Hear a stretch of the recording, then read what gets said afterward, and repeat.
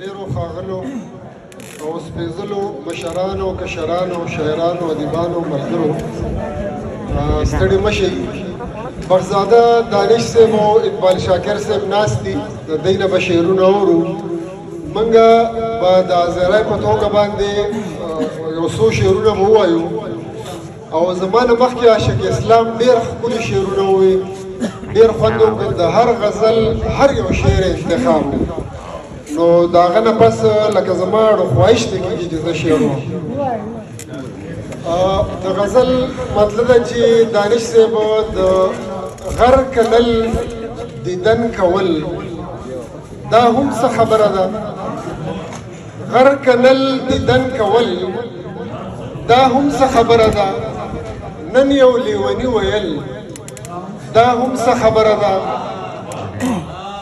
او لو د غلو سرونو چې چار چاپیره ونه شي نو لور په لاس غنم ریبل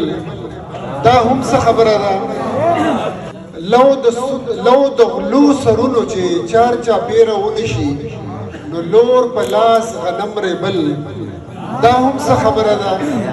او تک آینه د زړه ګرد نه دې صفا نه کړي تک آینه د زړه ګرد نه دې صفا نه کړي نو دم په دم توبې وستل دا هم څه خبره ده تک آینه د زړه ګرد نه دې صفا نه کړي نو دم په دم توبې وستل دا هم څه خبره ده او ژوند د مینې رنګ لري شرنګ لري غورځنګ لري ژوند د مینې رنګ لري شرنګ لري غورځنګ لري خوب کول فرني سټل دا هم څه خبره ده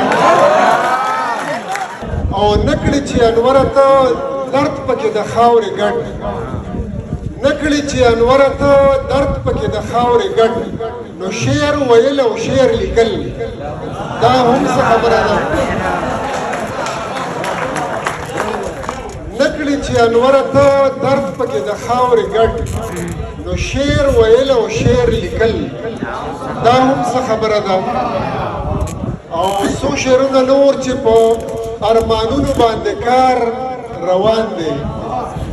په ارمانونو باندې کار روان دی بیابانونو باندې کار روان دی او د ایمانونو دی الله حافظ شي د ایمانونو دی الله حافظ شي په دکانونو باندې کار روان دی او د عمل ونه د ولاړه شنډه د عمل ونه د ولاړه شنډه په بیانونو باندې کار روان دی او د ووټ دپاره د بادار حجره کې د ووټ دپاره د بادار حجره کې دسترخوانونو باندې کار روان دی د ووټ دپاره د بادار حجره کې دسترخوانونو باندې کار روان دی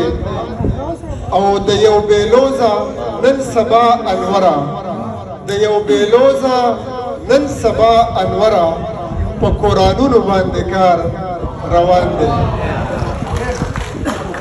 او دوه درې شعرونه نور چې هره سترګه چې زما متلاشي ده هره سترګه چې زما متلاشي ده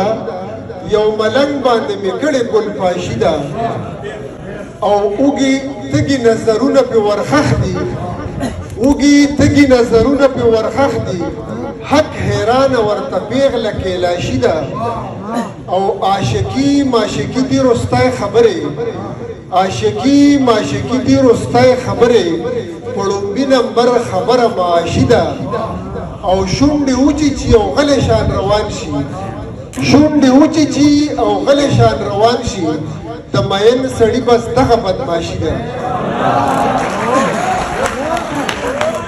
شونډې وچې چې او غلی شان روان شي د مین سړي بس دغه بدماشي ده او چې په سپینه جامه ته یې کړې صاحبه چې په سپینه جامه ته یې کړې صاحبه له دې غوره خو بیخي جیب تراشي ده او مازیګر کې وکړي ښه د اډې سیل مازیګر کې وکړي ښه د اډې سیل